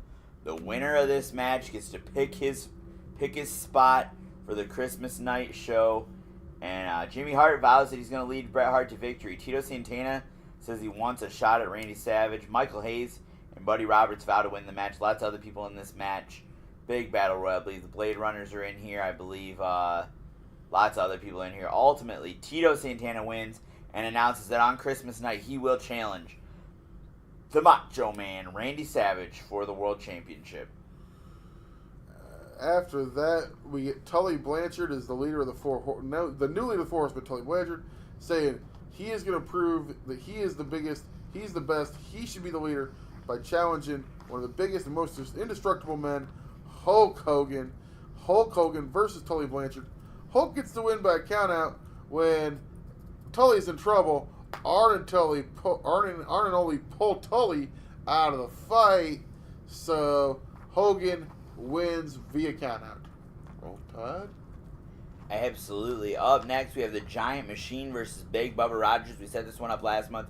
The Giant Machine hasn't spoken a word since the Machines came into the territory, preferring to let the other members of the Machine do the talking, and his size and actions and power have spoken for themselves. Jim Cornette says the Machines keep winning against them, but they haven't been able to pin Big Bubba Rogers. He says Big Bubba is the only man who can stand toe-to-toe with the Giant Machine straight in the eyes. Ultimately, huge hoss battle, kind of a short match, very powerful. Both men, the Giant Machine wins clean. After that, we get a tag team match. Rock and Roll Express say it's time for Eddie Gilbert to pay up for what he's done, for the fireballs, everything else. They challenge him to a tag team match and tell Eddie to find a partner. Over the next few weeks, on TV, Eddie's teasing who his partner might be, but ultimately tells the Rock and Roll Express he's not going to reveal his partner until the match. When they make their way out to the ring, Eddie shocks the world by coming out with the Blade Runners. The match is Blade Runner Sting and Eddie versus the Rock and Roll Express, and Gilbert and Sting pick up the winner after interference from Blade Runner Rock. I mean, what's Eddie Gilbert doing with the Kingdom? We don't really know. We most certainly don't. Up next, we have a lumberjack match between Terry Bam Bam Gordy and Dr. Death Steve Williams. Williams says Gordy used his goons to get the upper hand, but he couldn't beat him in the middle of the ring. Gordy calls him out and wants to fight him in the middle of the ring. Williams accepts the challenge, but the Freebirds jump him. When Santana and DiBiase make the save, Gordy runs, and a lumberjack match is announced to settle the feud. And Michael Hayes tries to interfere to help Gordy, but accidentally hits him, costs him the match. Dr. Death picks up the win, culminating this feud. After that, we have a tag team title rematch. Hennig and Hall taking on the British Bulldogs. Bulldogs are furious over the fact that they took out Larry the Axe. I think it's supposed to be gloating. Gloating is this not floating. I can tell that's supposed to be. They're gloating over the fact they took out Larry the Axe and used it to continue to get under the skin of Hall and Hennig. Hennig is beside himself in interviews talking about his love for his family and what his father has meant to him. Hall says that he may not be blood, but he looks at the Hennigs like family, and it's going to be hell to pay for the Bulldogs when they get their hands on him. We go to the match, and it is the British Bulldogs win the match. They win the tag team championships. We got new tag team champions in the British Bulldogs here. Absolutely. Up next, title versus career. Ricky the Dragon Steamboat versus Jerry the King Lawler. Ricky Steamboat says he wants to become the most defending champion in the territory.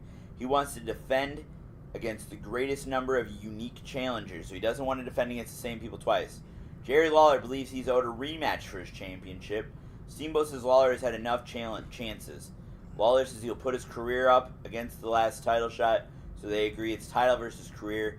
Ricky the Dragon Steamboat gets the victory clean, and Jerry Lawler is banished from the territory. You go ahead and do the next one, because I want to do the one after that. All right, up next, Arn Anderson says Ric Flair has been an embarrassment in 1986. He has not won a single match. He did not turn on his friend out of hatred. He turned on his friend out of sympathy. He did not want to see Ric Flair embarrass himself anymore. Flair said he is the lifeblood of the territory. He will destroy Anderson and beat the crap out of him. Arn Anderson says the 4 horsemen of the apocalypse will bring him to his end. Flair says there is no horseman without him. And Arn picks up the victory over Flair with interference from Ole. Wow. After and that, Ric Flair has still not won, and it's October. After that, we get the co-main of the show. Everybody's asking one question: why Magnum? Why? Magnum TA saying that he is sick and tired of having to depend on other people. Says he depended on Dusty and Hogan, and they forgot about him. Magnum says he thought he could depend on Jake, but Jake kept screwing up, and all he had was excuses and broken promises. Magnum says it doesn't matter what the circumstances. When Jake hit him with the DDT, it was time to take matters into his own hands. This gets a response from Dusty Rhodes. Dusty says He doesn't know what Magnum TA is thinking anymore. He thought they were friends. Dusty said he doesn't want to fight Magnum, but he's tried to talk reason into him and it didn't work. Dusty says if talking don't work, you might have to beat the respect into him. So we get a match of Magnum TA taking on the American Dream, Dusty Rhodes. Magnum wins with a low blow behind the referee's back and a belly-to-belly for the pin. Obviously, Magnum's turned on the fans, turned on Dusty. Completely different Magnum than what we ever thought we'd see. Without a doubt. Main event. Randy Macho Man Savage versus Nick Bockwinkel. Bockwinkel says Savage cannot run from him any longer. They're going to have their final encounter. Savage says Bockwinkel may be the wrestler of the year for 1986 after all of his great matches. However, it's going to be his last year in the wrestling business. Savage is going to end his career. Bockwinkel says he's not afraid of Savage because he has one thing Savage does not have. A brain. He is going to outsmart Savage and regain his championship. Savage bloodies Bockwinkel and says the only smart thing left for him to do is retire. Hard-fought match, heartfelt match. Great effort from both men, Savage and Bockwinkel. Ultimately, Savage hit the elbow drop 3 times in the heart of Nick Bockwinkel, and Savage retained his title by pinfall. So that takes us through October. We go into November. We got 2 more months of 1986 to go. Things are heating up, heading toward Christmas night. Absolutely. Opening match of our November show, we get the Blade Runners taking on the Rock and Roll Express. Eddie Gilbert. Well, I'm gonna. This is actually in the Eddie thing, but I'm gonna go to this first. Eddie shows up on TV with the Blade Runners and Bill Dundee and announces that the Kingdom is dead. He is happy to announce the formation of Hot Stuff International, and that leads to Bill Dundee saying that now as a part of Hot Stuff Internationals, the Blade Runners are even more destructive than ever because they don't have to worry about watching the backs of the king. They're now on a tear of their own, and it's time to start destroying all who cross their path, starting with the former tag team champions, the Rock and Roll Express. And this match, the Blade Runners get a very convincing win over the former tag team champions. Excellent. Up next, the 6-man tag titles. The Machines versus Bret Hart and the British Bulldogs. Jimmy Hart shows up on TV to make a huge announcement and introduces his newest members of the first family, the PCW Tag Team Champions, the British Bulldogs. Jimmy then says he's going to show that the first family is now the premier group, and he's going to make the Bulldogs double champions, and challenges the Machines to a 6-man tag. The Machines get the victory when Giant Machine pins Bret. Post-match, the Machines are celebrating when all 3 members of Hot Stuff International attack them and beat them down. After that, we get a match. We get Sergeant Slaughter taking on one of the guy who's just debuting, Rowdy Roddy Piper, obviously the slick-tongued, loudmouth. He's finally showed up. Roddy Piper debuts on TV, picking up wins. Slaughter challenges Piper. Piper gets the win clean here. Absolutely. Now, Nick Bockwinkel comes out and says he still believes he is the best wrestler in 1986. Bill Dundee says Bockwinkel is a loser. Nick laughs and says that Dundee lost his meal ticket when Lawler got kicked out of the territory and the Blade Runners joined Eddie Gilbert, obviously not realizing that Bill Dundee was also joining Hot Stuff International. But that wasn't obviously clear when Bockwinkel cut that promo. Nick Bockwinkel gets a clean win over Bill Dundee in under 5 minutes. After that, we get Hennig and Hall. They're going to take on the Midnight Express. This comes about because Jim Cornette comes out, and of course, he's congratulating the British Bulldogs on winning the tag team championship. Says it's great to see a real tag team holding the titles. Hennig and Hall say if Cornette has any issues with them, they're right here. They're not going anywhere just because they lost the belts. The Midnight Express are having a match with Mike and Kevin when Scott Hall carries Cornette out of the studio, causing Dennis and Bobby to go to the floor to get counted out. Cornette threatens to sue Hennig and Hall, but they rip up the legal papers. Jimmy says he will give them a match against the Midnight Express if they sign a waiver that they won't touch him. So we get a match, Hennig and Hall taking on the Midnight Express. Hennig and Hall win by DQ when Cornette hits Hennig with the tennis racket. Police arrest Hennig and Hall when they attack Cornette per the waiver. Cornette vows to take the Midnights out of the territory because it's an unsafe working environment. And that's code for we didn't have a spot for any of them on the last show. Up next, the Four Horsemen take on Ric Flair and the Von Erichs. Flair says the Three Horsemen doesn't have the same ring to it and Tully isn't the same leader he is. Barry Windham attacks Rick to reveal he is the newest horseman.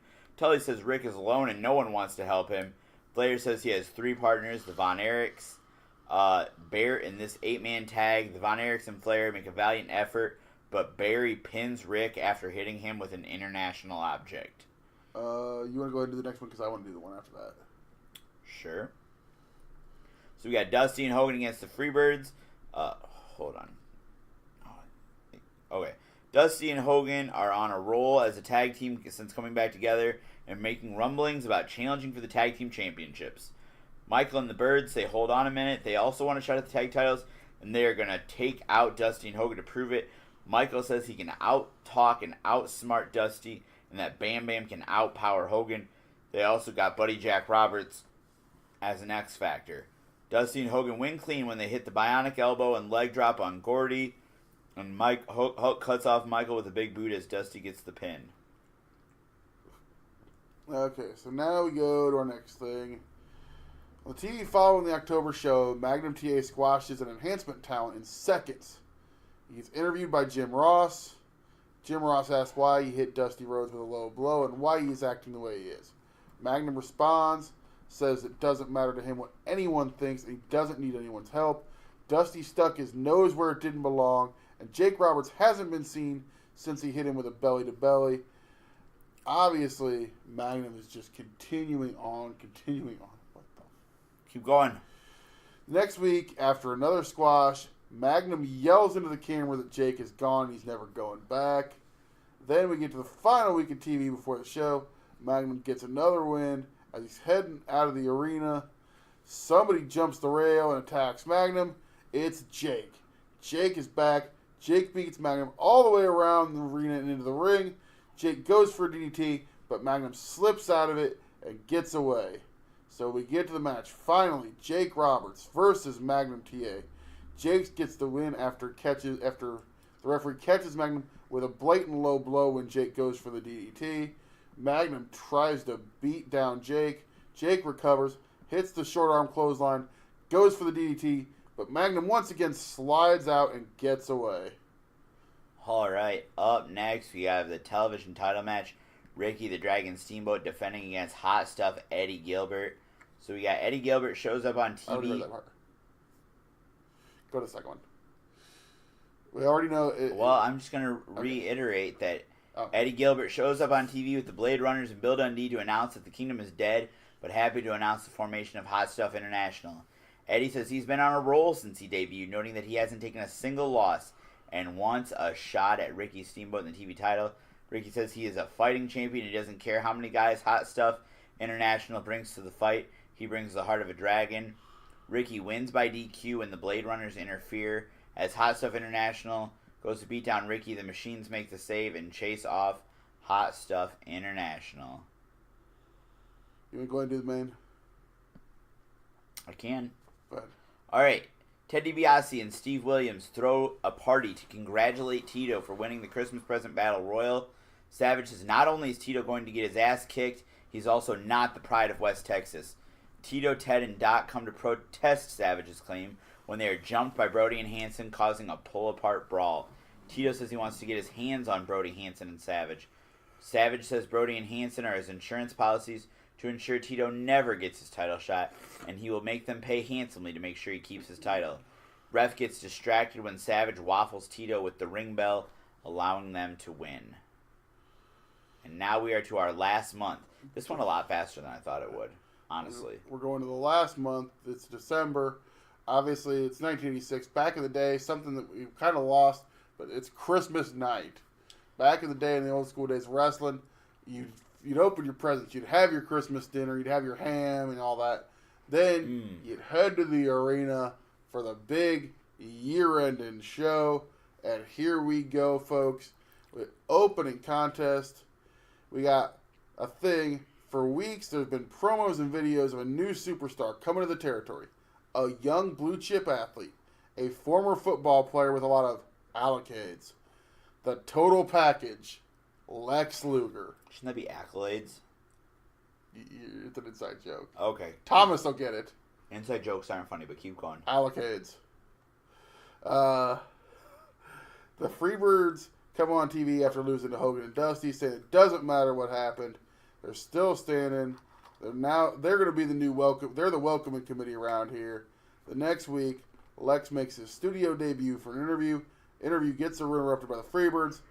Hayes calls Lex a Johnny-come-lately and a muscle-bound idiot. Hayes slaps Lex. Lex tears off his shirt, ready for a fight, but the fight's broken up by security. Michael challenges Lex, tells him to find some partners to take on the Freebirds. We get to the show. Lex comes to the ring with the returning Hawking Animal. So we got Lex and the Road Warriors taking on the Freebirds. Match is quick, pretty decisive win. The Freebirds just run him over. Lex gets the win for the team by putting Michael Hayes in the human torture rack. Absolutely. Next up, the Horsemen take on the Von Erichs. This carries on from last month with the Horsemen mad that the Von Erichs came to the aid of the Nature Boy. Horsemen say that they dumped the dead weight and are now 4 men strong with Barry by their side. Von Erichs say it is disgusting that Arn and Ole sold out their own flesh and blood when they turned their back on their cousin Ric Flair. The Horsemen get a clean pin when Barry puts the claw on Mike for a pin. How disrespectful. Go ahead and take the next one. That's yours. All right. So Roddy Piper runs his mouth for several weeks about how he's beaten everyone left to beat in the other territories. Now he might as well hand him the belt. Nick Bockwinkel says he doesn't want to hear what Roddy Piper has to say anymore. Piper challenges Bockwinkel to a debate. During the debate, Piper attacks Bockwinkel with a chair when he clearly outsmarts the hot-headed Scott. They have a match, Bockwinkel and Piper, and count out. Bockwinkel is basically out wrestling Piper. Roddy decides to take a hike and gives Bockwinkel the count out victory. You got this one. Yep. After that, we get continuation of the issue with Jake and Magnum. Jake challenges Magnum to a match and says since Magnum keeps sucking out and getting himself DQ'd, he will go back to the dark side. He is going to be the most vicious snake that has ever been seen. Go home show on TV. Jake wins an enhancement match. Magnum attacks him. They brawl around the studio and out into the parking lot. Magnum commandeers a car and tries to run Jake over. Jake dives out of the way. Jake vows that Magnum tried to end his life, so Christmas night, Jake is going to end Magnum in a no disqualification match. Jake Roberts versus Magnum TA. Absolutely brutal. Both men bleed buckets. Jake finally hits the DDT for the 1, 2, 3, and of course, drops the Python on Magnum. All right. Up next, a loser leaves town match. Tully Blanchard says Ric Flair has no business being in this territory anymore. He has beaten him over and over and over again. Flair says he wants one more match with Tully, one-on-one. Loser leaves the territory. Tully laughs and says that's the only way he would accept a challenge from Flair. So it's a valiant effort from Flair, but it's clearly not enough. Tully hits a low blow behind the referee's back, and it marks the end of an era. Tully Blanchard picks up the win, and Ric Flair leaves the territory. Wow. So Ric Flair did not win a single match in 1986. Oh, wow. So up next, we get a 6-man. Woo! Rick! Where you're living! Rick, you're back! Regal! Where have you been? Regal! Where you been, Rick? Regal! Rick! Ah! God damn it! What? This for? Rick! Rick! Woo! I'm out of here! He's gone? I want to know where he was. He just came in, did his shit, my chest is bleeding. chopped the shit out of you, Dude, and left. thanks. You know what? That was probably because he didn't win a match in '86 in Pipe Dream. That was your idea. So you're saying I brought him back? Apparently you did, but hopefully he comes back next week. Let's find out where he was. Why? Where was Rick? Where was Rick? I tried to ask him. He wouldn't tell me. So he keeps saying, "Where's Rick? Where was Rick?" All right, go to the next match. Up next, 6-man tag team championship match. Excuse me. God damn it. Hot Stuff International taking on the Machines for the 6-man tag team championship. Eddie Gilbert says he was robbed out of the TV title when Ricky Steamboat hid behind a referee. And he would be in a coma. Ricky would be in a coma if it wasn't for the Machines. The Machines are going to go down once and for all. On the Go Home episode of TV, Hot Stuff International attacks the Machines. They injure Super Machine's knee with a steel chair. Super Machine has to be helped out of the ring, putting no weight on his injured leg. So we go to the 6-man at the show. During the match, it's very clear Super Machine can barely able to hold himself up on his knee. Towards the end of the match, all 6 guys are brawling.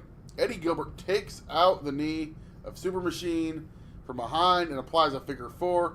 Super Machine is screaming in pain and the referee stops the match. The winners and new 6-man tag team champions, Hot Stuff International. Damn. Next up, a double bull rope match. Stan Hansen and Bruiser Brody versus Ted DiBiase and Steve Williams. Ted DiBiase and Dr. Death say that Hansen and Brody only got their hands raised because Savage cheated. Hansen and Brody say they're tired of hearing about the Pride of West Texas. They were the outlaws of West Texas. Lance Russell has a sit-down interview with the former head coach at West Texas, or possibly a plant, I don't know. But Brody and Hansen violently attack the coach.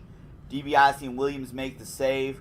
DiBiase and Williams say it's time to determine who's the true best of West Texas. The Outlaws versus the Pride in a Texas bull rope match. And DiBiase and Doc pick up the victory clean, getting the victory and ending that feud. All right. I'm going to do the next 2 and you can do the main. Okay. Up next, we got the TV title match. We got Ricky Steamboat taking on Bret the Hitman Hart. Bret Hart was the runner-up of the Christmas Battle Royal, coming so close to getting the victory before Tito eliminated him. Bret has also been on quite a roll, saying he is the excellence of execution and the best technical wrestler in the company. Bret says all the fans think Ricky Steamboat is the best wrestler, but he is going to show that he is better than the Dragon by taking the TV title. Ricky responds, saying he's been watching, he respects the legacy of the Hart family and the athletic ability that Bret has shown. Ricky says that it would be an honor to face Bret in the ring one-on-one, no shenanigans whatsoever. In an excellent technical wrestling match that is years ahead of its time, Ricky retains with a clean pin after the cross body block here. Probably much better than their first match. Yeah. You said you wanted the next 2? Yeah. After that, we get the Tag Team Championship match. We got the British Bulldogs. They are taking on the team of Dusty Rhodes and Hulk Hogan. Dusty and Hogan vanquished Brody and Hansen. They vanquished the Freebirds. Now there's only one thing left, and that is to win the tag team titles. Jimmy Hart says Dusty and Hogan can bring everything they have, baby, because he's going to outsmart them, and the Bulldogs are going to out-wrestle them and outpower them. And of course, we get to the show. Dusty and Hogan versus the Bulldogs, and Dusty and Hogan flip, flop, and fly, baby. And then a leg drop. 1, 2, 3. Dusty and Hogan are the new tag team champions. And in the main event, Randy Savage says he beat Tito once, talking about the 6-man tag, and he doesn't want to have to beat him again. Tito says he earned this title match when he won the Battle Royal. He earned the right to choose his match on Christmas night. Savage says he wants DiBiase and Hansen banned from ringside. I'm sorry, not DiBiase and Hansen. DiBiase and Williams banned from ringside. Tito says he wants everyone banned from ringside. He wants a fair match. Savage suspected that some of Tito's old football buddies would still try to help, and he said he didn't have any friends in baseball, which is a real sport. Savage challenged Tito to a home run derby. When Tito showed up at the local ball field, Savage jumped him at the first at bat. Savage busted Tito open with a baseball bat, striking him in the face. Tito showed up with bandages on his face and said he still wanted to fight Savage. They fought all over the studio.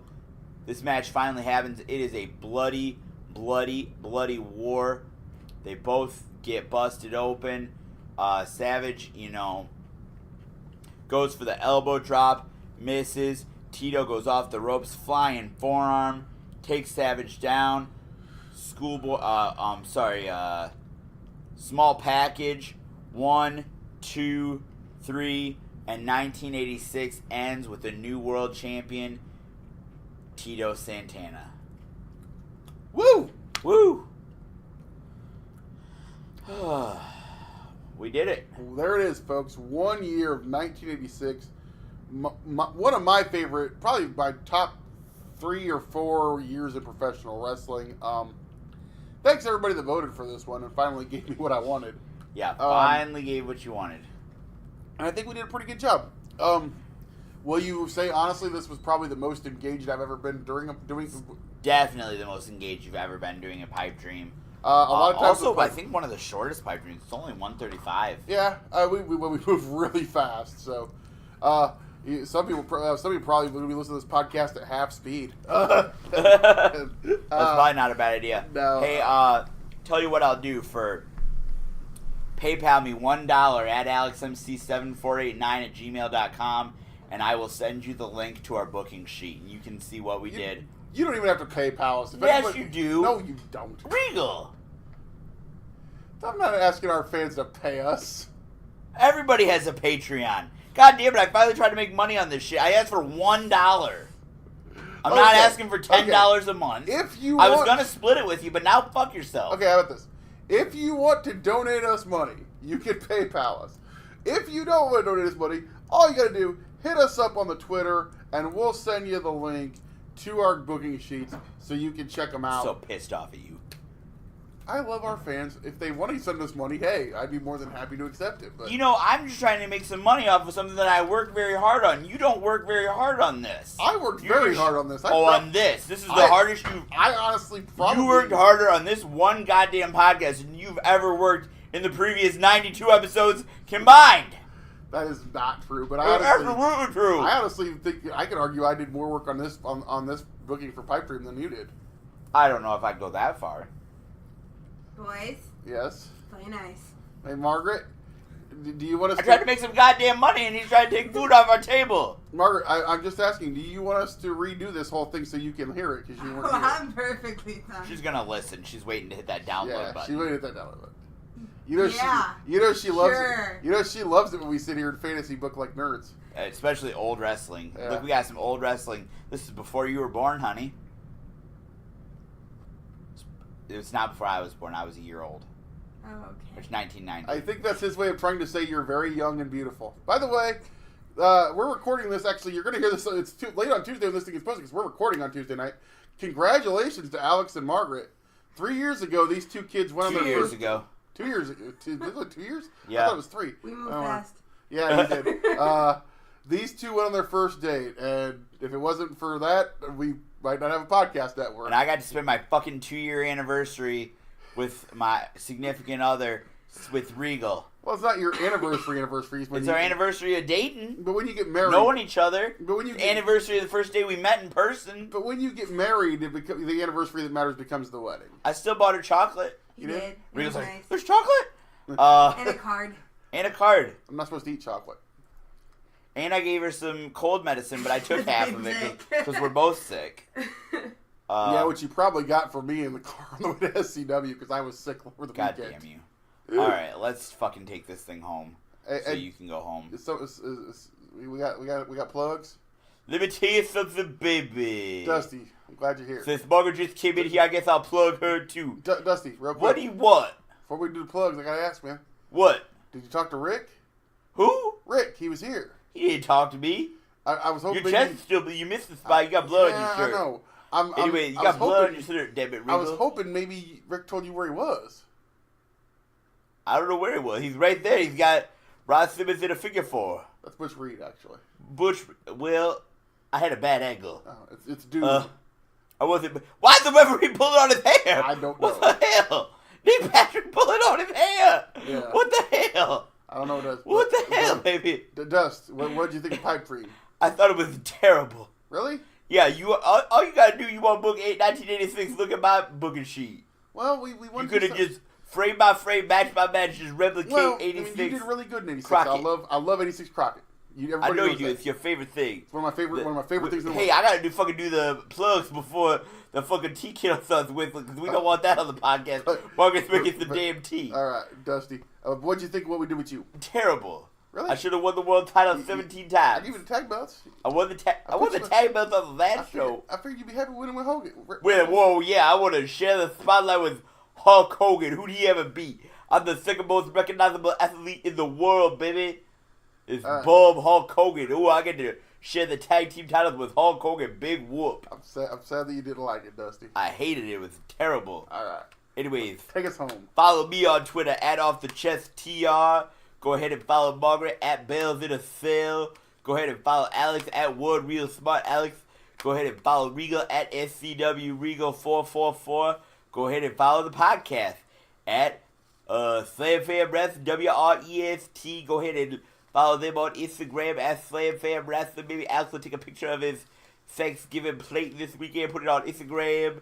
Go ahead and like the Slam Fam Wrestling Network on Facebook. Really, you gotta work on Thanksgiving? I gotta work, but I'll be off in time for dinner. You be off in time for dinner? That's good. Make sure you get that vegan. I heard you was a vegan now, baby. No, you heard wrong. Are you gonna have some green beans? I'll probably have some green beans. Some vegan green beans? I'll have some turkey, some cornbread. Turkey? Yeah. Tofurkey? It ain't gonna be It ain't gonna be vegan. No tofurkey no, for you? No. You like tofu? No. Hey, Dust. You like the sushi? I do like sushi. I do like tofu in my Chinese food. Anyway. Hey, Dust. What? I did really like your verse in the Pipe Dream Pounce. You like my verse? Yeah, he was good. You want me to hear it again? Sure, go ahead. Hit it with us. It's the American dream. Let me tell you something, baby. And Alex asked me to rap. I didn't say, baby. I'm a rapping in a thumping in a elbow dropping. Dreams in pipe dream, making things happen. They didn't give me the book, but I'm here to announce that I'll still do the pipe dream pounds. Boo, boo, buddy, buddy, boo, boo. Woo!